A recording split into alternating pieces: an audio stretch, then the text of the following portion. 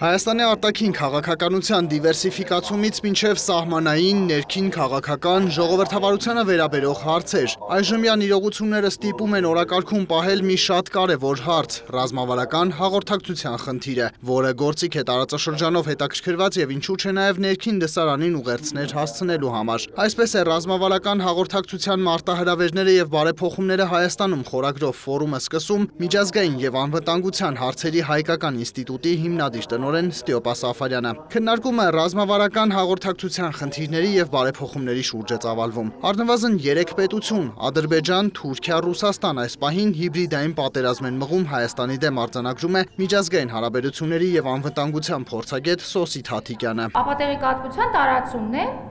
հատուկ օրակարգով։ Սա ամենաբանալն է։ Երկրորդը դա մի քիչ ավելի խորքային նարատիվների պատերազմն է, որում Ադրբեջանը վերջին 30 տարում պարզապես վարպետացել է։ Ընդ որում Ադրբեջանն ունի ավանդական նարատիվներ, որոնք տասնամյակների պատմություն ունեն, ծառայում են 44-օրյա պատերազմն ու էթնիկ զտումն արդարացնելու համար։ Բաքուն նաև ամենօրյա նոր նարատիվներ ունի, որոնց հետևելն ու արձագանքելը հաճախ բարդ է լինում, արձանագրում է փորձագետը։ Հաջորդը կոգնիտիվ պատերազմն է, շարունակում է Հաթիկյանը։ Մեր գիտակցության վրա են իրենք փորձում ազդել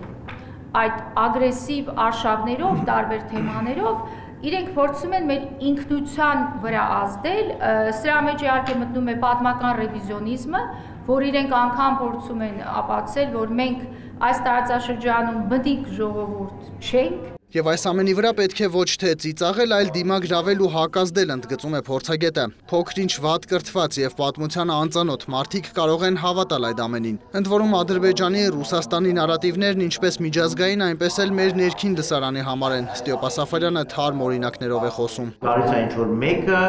կանգնում է ուղիղ հայկական ոսկեպարի մեջտեղում եւ ասում է ոսկեպարը չպետք է հանձնվի։ Եվ այդ մարդիկ այսպես շշմած նայում են, ասում են, բայց ոսկեպարը հանձնողն էլ չկա, խոսքը ուրիշ բանի մասին է, հետո հաջորդն է գալիս։ Սուրբ Աստվածածին եկեղեցին չպետք է հանձնվի թշնամուն։ Ու էլի այդ մարդիկ շշմած նայում են, ասում են, այս որտե, այս ինչ են խոսում, այդ եկեղեցին էլ մերն է եղել միշտ եւ մերը կմնա։ Խնդիրը նա է, որ այս նարատիվների պատերազմում ոմանք միգուցե չիմացությամբ, ոմանք իմացությամբ, ուղղակի պատկերը այնքան են խառնել, որ նույնիսկ ինձ զանգ էր գալիս Ռուսաստանում ապրող հայերից, ասում էին, եղբայր, այդ բաղանիսը հանձնում ենք։ Ասում եմ, ինչ բաղանիս, բաղանիս ինչի են հանձնում,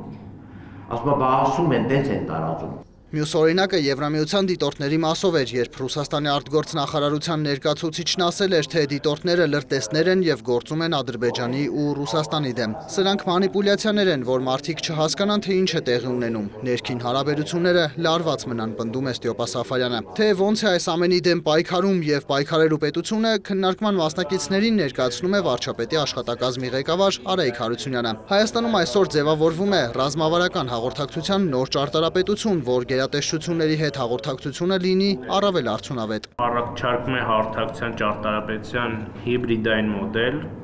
որը ենթադրում է գործառույթների մի խմբի կենտրոնացում եւ մեկ այլ խմբի պատվիրակում ու ցանցային համակարգում։ Համաձայն այս մոդելի առաջարկում է վարչապետի աշխատակազմի կառուցվածքում ստեղծել հանրային հաղորդակցության գրասենյակ, որի նպատակն է աջակցել եւ սպասարկել կառավարության ու պետական գերատեսչություններին համակարգված հաղորդակցության գործառույթի իրականացման հարցում։ Գրասենյակի գործառույթն է իրականացնել հանրային հաղորդակցության համակարգում ռազմավարական մակարդակում, մինչդեռ մարտավարական մակարդակում ամենօրյա աշխատանքը շարունակել են իրականացնել գերատեսչությունների համապատասխան ստորաբաժանումները։ Հայեցակարգի մշակման նոր ինստիտուտների ձևավորման հարցում կառավարությունը աջակցություն է ստանում միջազգային տարբեր գործընկերներից ու դոնոր կազմակերպություններից։ Ըստ Արայիկ Հարությունյանի պատշաճ մոնիտորինգը անհրաժեշտություն է, պետք է ճիշտ ախտորոշել, թե դրսից եկող քարոզչությունը որ ուղղությամբ է իրականացվում, որտեղից է այն գալիս, եւ արդյունավետ հակազդման համար պետք է այդ քարոզչությունը ճիշտ ուղղել համապատասխան խողովակ, ինչն էլ կանի նոր ստեղծվող գրասենյակը։ Այո, այս գրասենյակի համակարգմամբ եւ համապատասխան ընթացակարգերի մշակմամբ մենք ավելի արդյունավետ կարող ենք դիմագրավել հիբրիդային հարձակումներին եւ շատ մանրամասներ չբացելով ասեմ նաեւ որ փորձագետների հետ նաեւ մշակում ենք նույն հիբրիդային պատերազմներին հակազդելու մեխանիզմներ։ Հիբրիդային պատերազմներին ու հարձակումներին հակազդելը միայն պետական համակարգի գործը չէ, շեշտում է Արայիկ Հարությունյանը։ Այդ պատերազմը ոչ թե իշխանության, այլ պետության դեմ է եւ արդյունավետ հակազդման համար պետք է իշխանությունը, քաղաքահասարակությունը, փորձագետներն ու մեդիան արդյունավետ գործակցեն։ Մուշեղ Իսախանյան, Դավիթ Մաչկալյան, լուրեր։